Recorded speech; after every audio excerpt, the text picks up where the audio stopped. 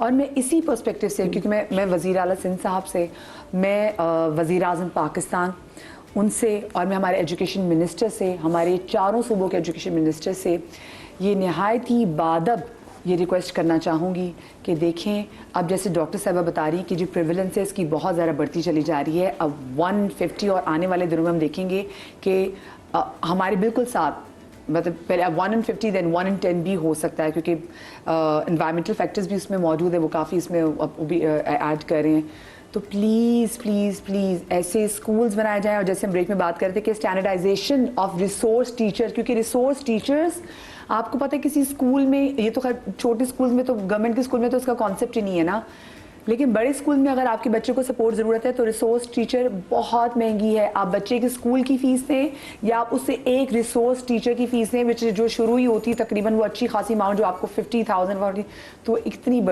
बड़ी अमाउंट है। सो इसको आप प्लीज़ स्टैंडर्डाइजेशन में इसको लेकर आए, इट्स वेरी इंपॉर्टेंट।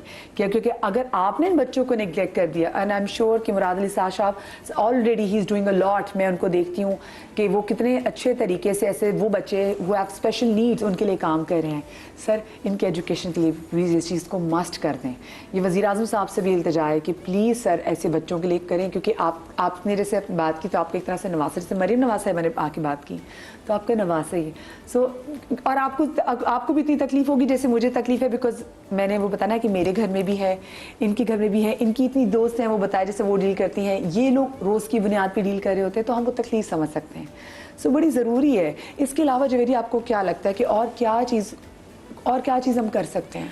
मुझे लगता है कि हमारे लोगों को थोड़ा सा बिहेव करना चाहिए इस चीज़ के लिए, क्योंकि वो बहुत ज़्यादा मिसबिहेव करते हैं, और सिर्फ यही बच्चे नहीं और बच्चों के लिए भी करते हैं। नॉर्मल जो आप ज़िंदगी में रूटीन में आप देखते हैं कि कोई बच्चा खेल रहा है या कोई उनके आगे से गुजर गया है किसी मॉल में या किसी जगह, तो वो ऐसे ज़ोर से हाथ मार के हटाते हैं कि वो मैं देखती रह जाती हूँ। अच्छा, हमें भी कभी कभी गुस्सा आता है, जैसे मैं भी किसी प्रोग्राम में बैठी तो बच्ची बार बार आ रही है जा रही है, आ रही है जा रही है, आ रही है जा रही है, तो मुझे गुस्सा आ रहा था। मैंने कहा यार ये मेरे पैर पे बार बार चढ़ के जा रही है, माँ बाप कुछ कहते क्यों नहीं है? तो माँ बाप को भी थोड़ा देखना चाहिए। और मेरी बेटी को बहुत क्यूट लग रही थी वो, तो मैं सोची थी कितना फर्क है हमारी सोच में। तो बस लोगों को थोड़ा सा हर तरह से एक दूसरे को सपोर्ट करना चाहिए, हर तरह से, क्योंकि जिस माशरे में और जिस मुश्किलात में हम पाकिस्तान के अंदर जो ज़्यादातर लोग ज़िंदगी गुजार रहे हैं 90%, वो ज़ाहिर है बहुत चिड़चिड़े हो चुके हैं अपने। आप अगर देखें कि लोगों के पास काम नहीं है, जॉब्स नहीं है, थोड़े से में भी उनका गुजारा बहुत मुश्किल हो रहा है। तो ऐसे हालात में नॉर्मल भी आप लोगों के साथ थोड़ा सा ये सोचे कि जिस चीज से आप गुजर रहे हैं सामने वाला भी उसी चीज से गुजर रहा है। और अगर हम ऐसे बच्चों की बात करते हैं तो उसके माँ बाप और ज्यादा मुश्किलात से गुजर रहे हैं। अच्छा, जैसे आपने बात की ना, मुझे कभी कभी लगता है कि मैं पेरेंट्स को इस तरीके से ऑफेंड कर सकती हूँ। जैसे मैं एक बड़ा अच्छा स्टोर है बुखारी में, वहाँ पे गई थी, तो वहाँ पे एक बच्चा बैठा, ऑटिस्टिक बैठा हुआ, तो वो ना एकदम से वो चीख मारता था, तो बाकी लोग देख, तो मुझे उसको देख के इतना अच्छा लग रहा था, because we had never this courage नहीं थी कि हम अपनी नैना को ऐसे बाहर लेके जा सके। तो मैं जब उस बच्चे को बाहर देखी थी तो मैंने उसको झपटी, उसको प्यार करने के लिए, I was so happy to see him. लेकिन मैंने कहा वो पेरेंट्स ऑफेंड ना हो जाए कि कहीं हमारे बच्चे पे तरस खा के तो नहीं प्यार करी, बल्कि मैं जनरली एक चीज़ जो शायद हम नहीं कर पा रहे। मैं बता रही थी कि मैं अपने दोस्तों के बच्चों को ज्यादा नहीं करती कि उनको कहीं ऐसा ना लगे कि शायद मैं इस वजह से कर रही हूं। तो कैसे कहें, माहिर नफ्सियात भी जनाब इस वक्त हमारे साथ मौजूद हैं। डॉक्टर साहबा, मैं उनसे भी पूछना चाहूँगी कि डॉक्टर साहबा आप बताएं कि एक तो हमारी क्या, डॉक्टर साहबा हमारे साथ मौजूद है कि हमारी क्या हाउ शुड वी अप्रोच, हम ऐसे बच्चों को, ऐसे पेरेंट्स को हम कैसे अप्रोच करें कि देखिए एक तरफ हमें ये डर है कि लोगों को तमीज़ नहीं बात करने की, माँ बाप को ऑफेंड कर सकते हैं, माँ बाप का दिल तोड़ सकते हैं। दूसरी तरफ मुझ जैसे भी कुछ लोग हैं जिनको समझ में नहीं आती कि कोई इतना ज़्यादा वालिहाना तौर पर बच्चे को ना प्यार कर ले कि माँ बाप को कहीं ये ना लगे, विच इज़ एब्सोल्युटली नॉट कि मैं बच्चे पर तरस आ रहा है, हमें बच्चे को देख के खुशी हो रही कि पार्ट बन गए हैं, हमारे यहाँ प्यार आता है, एक प्रोग्रेस है। कैसे करना चाहिए डॉक्टर साहिबा? जी अस्सलाम वालेकुम। ये देखें, जाहिर सी बात है, ये नेचुरल इमोशंस है ना हमारे, कि हम कभी भी किसी भी बच्चे को देखते हैं तो इंटरनली एक इमोशन आता है कि उसे प्यार कर लें। उसे जाके हग कर लें या स्माइल पास कर लें, लेकिन जाहिर सी बात है पेरेंट्स भी हमारे साथ होते हैं कि कहीं पेरेंट्स जो है ना वो बहुत क्योंकि कॉन्शियस होते हैं रिगार्डिंग द चाइल्ड कि उन्हें बुरा ना लग जाए, कहीं वो ये फील ना कर लें कि सिंपथाइज तो नहीं कर रहे। तो एक्चुअली होता ये है कि हम जब भी किसी बच्चे को कुछ यूनिकनेस के साथ देखें, कुछ डिफरेंट करता हुआ देखें तो उस टाइम पे हमें जैसे हम नेगेटिव बिहेवियर को हमेशा ये कहते हैं कि negative behaviour should be ignore, ठीक है। तो अगर कोई बच्चा अचानक से सडन स्क्रीम आउट कर देता है, शाउट करता है, उस टाइम अगर हम कोई भी अटेंशन देंगे तो डेफिनेटली पेरेंट्स बॉदर हो जाएंगे, एम्बारेस फील करेंगे। तो हमें पहले ना ये चीज पता होनी चाहिए कि किस बिहेवियर को हमें अटेंशन देनी है और किस बिहेवियर को हमें इग्नोर करना है। तो जैसे हम नॉर्मली भी देखते हैं ना कि हमारी सोसाइटी में हम नॉर्मल बच्चों को भी देखते हैं, जैसे ही वो शाउटिंग करना शुरू करते हैं तो हर किसी की अटेंशन उनकी तरफ चली जाती है, हर कोई कुछ ना कुछ कहना शुरू कर देता है। तो इससे क्या होता है कि पेरेंट्स भी एम्बारेस होते हैं, बच्चे के नेगेटिव बिहेवियर भी स्ट्रेंथन होते चले जाते हैं, बच्चा ये लर्न भी नहीं कर पाता कि कौन सा बिहेवियर राइट है और कौन सा रॉन्ग है। तो पहले तो हमें ही लर्न करना है कि what is right and what is wrong. जी बिल्कुल, ठीक है। तो उसके लिए हमें उनके पॉजिटिव बिहेवियर को हम अटेंशन दें, जिससे हम बहुत काम बैठे हैं, कोई अपनी प्रॉपर अच्छी सी एक्टिविटी कर रहे हैं, तो जैसे हमें भी कोई राह चलते हुए कोई अगर ठाम तक कर दे, कुछ हम अच्छा सा करते हैं तो हमें अच्छा फील होता है। बिल्कुल इसी तरह से अगर हम उस बच्चे को उसकी अच्छी एक्टिविटी करते हुए अप्रिशिएट कर देंगे तो पेरेंट्स भी मतलब एम्बारेस नहीं होंगे, उन्हें भी अच्छा फील होगा, वो भी गार्ड फील करेंगे। लेकिन जब हम नेगेटिव बिहेवियर को इग्नोर कर देंगे तो भी पेरेंट्स में कॉन्फिडेंस एनहांस होगा कि आप लोगों में अंडरस्टैंडिंग हो गई है कि इस तरह के बिहेवियर को इग्नोर करना चाहिए। बहुत शुक्रिया जी डॉक्टर साहबा, क्योंकि हमारी कोशिश भी यही है ना कि हम ऐसे पेरेंट्स को एहसास दिलाएं कि हम भी साथ खड़े हैं। इट्स नॉट ओनली कि वो उनको ख्याल रखना है, हम भी ख्याल करना है। क्योंकि जैसे मैं शो के आगाज़ में बात कर रही थी ना कि यूजुअली वो पेरेंट्स जिनके बच्चे सिविली ऑटिस्टिक होते हैं वो ये दुआ करते हैं कि अल्लाह मियाँ हमारा बच्चा हमें आउटलिव ना करे, क्योंकि माँ बाप ने तो सदा नहीं रहना होता, तो उनको ये टेंशन होती है कि अगर हम चले गए कौन ख्याल करेगा। तो वही बात है कि हमें हाउ शुड वी प्रिपेयर। वो जैसे हमने ना जवेरा के बच्चे they goes to a very good school, वो बच्चे इतने एम्पैथीज उनमें, वो समझदार बच्चे हैं, तो दे नो मतलब when I see such kids तो मुझे होता है कि यार सिक्योर हैं। इसके लिए यही है कि हमें ऐसी सोसाइटी बनानी होगी कि जहाँ ये इंक्लूड हो और इनकी सपोर्ट मौजूद हो, और सपोर्ट फैमिली सपोर्ट भी होगी, आउट ऑफ फैमिली सपोर्ट भी होगी।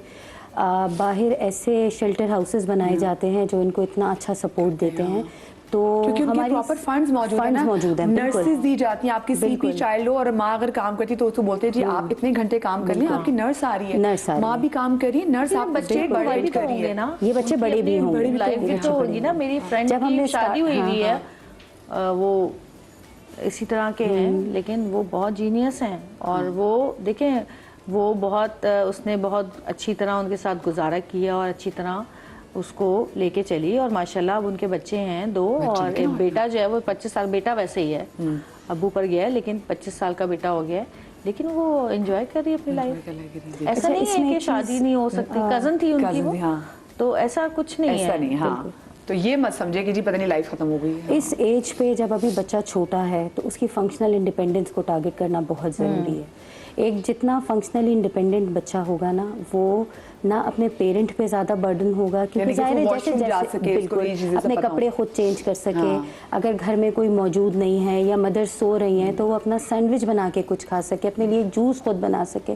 तो ये फंक्शनल इंडिपेंडेंस बहुत इम्पॉर्टेंट है। जिस इदारे से मैं बिलोंग करती हूँ तो वहाँ हमारा सिस्टम यही है कि हम जब पाकिस्तान सेंटर फॉर ऑटिज़म में स्टार्ट करते हैं थेरेपीज़ को, तो वो 1-on-1 से स्टार्ट करते हैं। उसके बाद एक ग्रुप में बच्चे को लेकर आते हैं जो कि एक सोशल रेडीनेस का ग्रुप होता है कि बच्चा अपना सोशल प्रेशर तो ले सके, अपने पीयर का प्रेशर, अपने पीयर के साथ खेलना। उसके बाद उसको स्कूल के लिए रेडी करते हैं। जो सर ने कहा कि रिसोर्स टीचर्स हैं जो कि इतना ज़्यादा बजट मांगती हैं, तो जब जो बच्चा हम स्कूल रेडीनेस से प्रिपेयर करके बैठते हैं तो भेजते हैं, तो 95% ऑफ द टाइम उसको वहाँ जाके रिसोर्स टीचर की ज़रूरत नहीं होती, क्योंकि वो चीज़ें जो उसको रिसोर्स टीचर एक क्लास में सिखाती है उसने यहाँ से सीख ली होती हैं। उसके अलावा we have functional independence program as well, कि जिसमें अभी हमने जो स्टार्ट किया है बच्चों को होम कोर्स से, कि वो अपने घर के काम खुद कर सकें और उसके बाद क्योंकि हमने बात की थी कि कुछ बच्चे ऐसे हैं जो इंटेलेक्चुअली इतना कॉम्प्रोमाइज़ नहीं है, वो जॉब पे प्लेस हो सकते हैं, वो कहीं काम कर सकते हैं, अर्न भी कर सकते हैं, तो अब वहाँ से हम उनको उसके लिए रेडी कर रहे हैं कि उनकी जॉब प्लेसमेंट हो जाए। तो हमें वो सोसाइटी बनानी होगी। बहुत जहाँ ये है कि बहुत कुछ नहीं हो रहा, वहाँ बहुत कुछ हो भी रहा है। बैंक्स जॉब्स निकाल रहे हैं, कुछ इंडस्ट्रीज़ हैं वो जॉब्स निकाल रहे हैं। वी नो इंडस्ट्रीज़ जो हमें बुलाते हैं अवेयरनेस सेशंस के लिए, क्यों? क्योंकि अब वो अपनी इंडस्ट्रीज़ में, बैंक्स में अवेयरनेस क्रिएट करने की कोशिश कर रहे हैं, और अवेयरनेस ही पहला स्टेप है कि इस तरह का एक इंडिविजुअल होगा जो इस चैलेंज के साथ होगा। ये देखते हैं कि लालच भी होता है कि आपको वर्ल्ड वाइड आपको अगर एक्नॉलेजमेंट चाहिए तो उसके लिए अगर आप ये कर रहे होते हैं तो उसमें आपको ज्यादा आप ज़्यादा हाईलाइट होते हैं कि आप ये स्पेसिफिकली तो चले मैं कहती हूँ अगर इस लालच में इसलिए भी कर रहे हैं तो इनके लिए तो अच्छा हो रहा है। Then do it. बिल्कुल बिल्कुल बिल्कुल, इट्स वेरी इंपॉर्टेंट। और क्योंकि हम भी बहुत ज़्यादा अपने राइट्स को पढ़ते नहीं हैं, हम क्योंकि अपनी गवर्नमेंट से शाकी रहते हैं हर वक्त, लेकिन हमारी गवर्नमेंट ने भी डिसेबिलिटी राइट्स दिए हुए हैं, जॉब कोटा है इनका।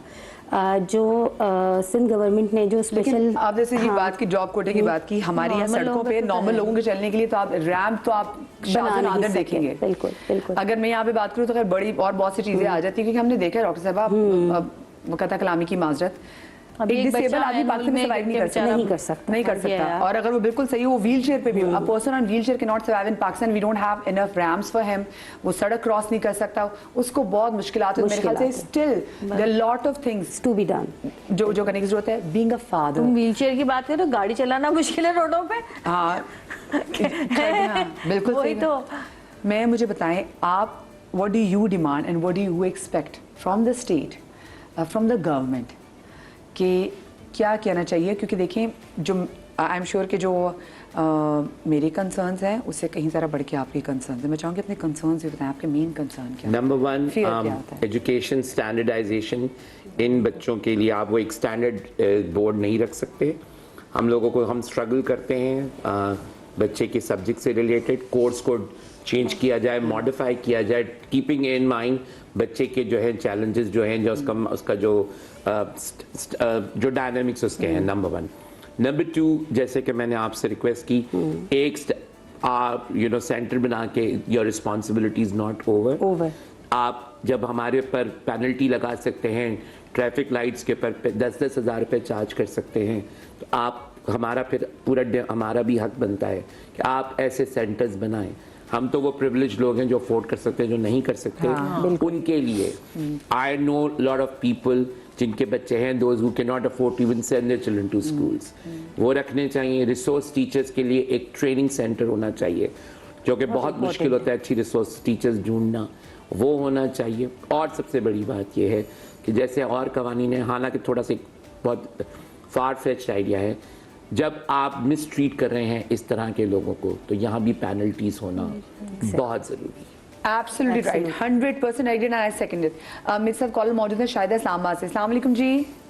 जी अस्सलाम वालेकुम। वालेकुम सलाम जी। मैं शेयर करना चाह रही थी, मैं ये जो आपकी बात सुन रही थी, मैं बिल्कुल इसको सेकंड करूंगी कि ऑटिस्टिक बच्चों के स्कूल हैं, बिल्कुल हैं, लेकिन उनके चार्जेस इतने ज्यादा हैं कि वो पेरेंट्स के लिए देना बहुत मुश्किल है। दूसरी बात, ऑटिस्टिक बच्चों के लिए टाइमिंग जो है वो बहुत मैटर करती है। आपके लिए स्पीच थेरेपिस्ट होना जरूरी है, आपके लिए एक्टिविटी के लिए एबीसी का टीचर, और फिर असेसमेंट।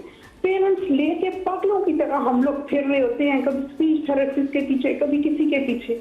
अगर आप एक इंस्टीट्यूट में चले भी गए हो, वो आपको पूरी फैसिलिटीज नहीं देता आपको पूरी फैसिलिटीज। आपके आवर जो है नॉट मोर देन 2 आवर्स। और मजे की बात ये है कि सब ऑटिस्टिक स्कूल जो हैं वो बड़े बड़े साइकाट्रिस्ट, बड़े बड़े लोग वो चला रहे हैं।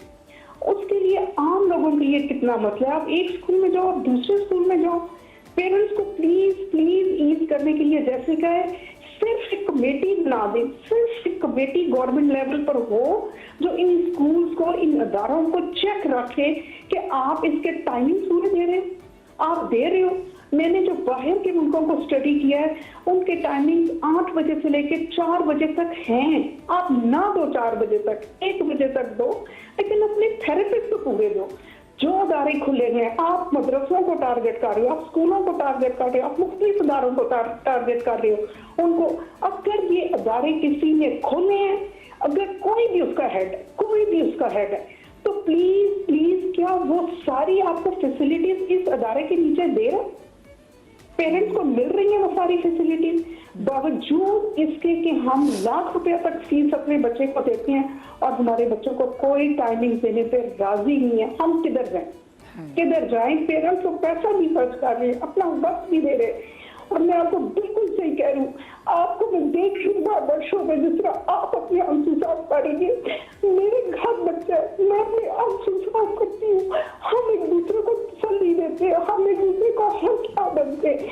और ये प्रोग्राम मुझे लग रहा है कि ब्लेसिंग होगा। ये प्रोग्राम जरूर लोगों के लिए चेंज लेकर आएगा। Salute to you. अल्लाह पाक आपको बहुत जज़ा दे। आमीन। अस्सलाम वालेकुम। वालेकुम, थैंक यू सो मच जी। और इतनी तकलीफ में है पेरेंट्स में, कोई बात है ना कि ये तो अफोर्ड कर सकती हैं, और जो अफोर्ड कर सकते हैं उनके लिए भी कितनी बड़ी प्रॉब्लम तो एक इदारा बनाए जितने हमारे करने वाले लोग हैं उनको सही करने का। हाँ, जो बड़े बड़े पोजीशंस पे बैठे हुए हैं, बड़े बड़े इदारों में बैठे हुए हैं, बड़ी बड़ी पोस्ट हैं, बड़े बड़े मुकाम हैं, पहले तो उनको ठीक करें।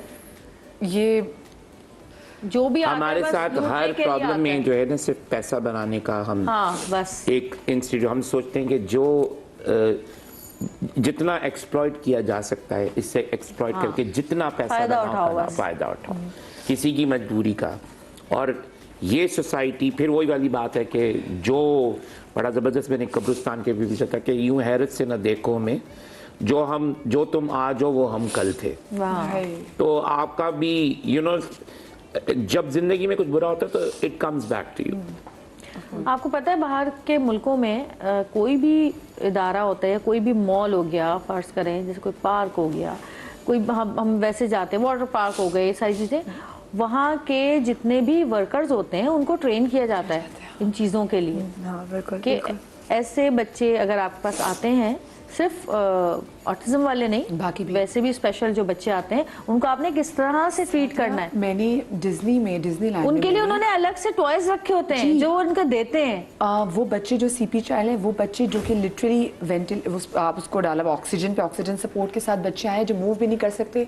और वो बच्चे जो डिज्नीलैंड में वो जो आखिर में शाम के 6 बजे जब वो परेड होती है, परेड के बाद जो फायरवर्क्स होते हैं, मैंने उन बच्चों की आंखों के अंदर वो जिंदगी देखी है कि मैं अपनी पूरी जिंदगी गुजारी, मैंने वो जिंदगी नहीं जी जो उन बच्चों की आंखों में उन फायरवर्क्स को देख के थी। सो और वहाँ इतने बच्चे आते हैं, मैं उनको देख रही होती हूँ और मैं कहती हूँ अल्लाह मियाँ ये मुसलमान नहीं है पर ये हमसे ज़्यादा अच्छे इंसान हैं कि लोग ख्याल कर रहे हैं, देख रहे हैं कि किसी बच्चे को प्रॉब्लम है, उसको फौरी जगह दे रहे हैं। हमारे यहाँ तो एम्बुलेंस को जगह नहीं दी जाती। हमारे यहाँ तो एम्बुलेंस को यहाँ पे जब रास्ते बंद कर दिए जाते हैं तो एम्बुलेंस में जो मरीज होता है वो कसक कसक के मर जाता है, वो एम्बुलेंस के लिए रास्ता नहीं खोला जाता। तो अब सोचे ना, देख तो कलेक्टिव एजुकेशन की ज़रूरत है। मुझे लगता है ये जो घर में बैठी ख़वातीन है ना, चले अगर इदारे नहीं करते जो आप मेरा साथ दें, आप अपने बच्चों को रेडी करें कि आपने अपने बच्चों को, अगर आपके बच्चे इंटेलिजेंट है, बहुत ज़हीन बच्चे हैं आपके, तो आप अपने बच्चों को इस काबिल बनाएं कि ये ज़हीन बच्चे जो बाकी वो बच्चे जो कहीं ना कहीं से थोड़ी उनको ज़्यादा सपोर्ट की ज़रूरत है, ये मेरा बच्चा उसके काम कैसे आ सकता है। अगर आप अपने बच्चे की तरबियत यकीन माने शुरू कर देंगी ना, माँ बाप को टेंशन नहीं होगी कि अगर मैं मर जाऊँगा या मैं मर जाऊँगी तो मेरे पीछे मेरे बच्चे को कौन देखेगा, बिकॉज आपने अपना बच्चा तैयार किया हुआ है।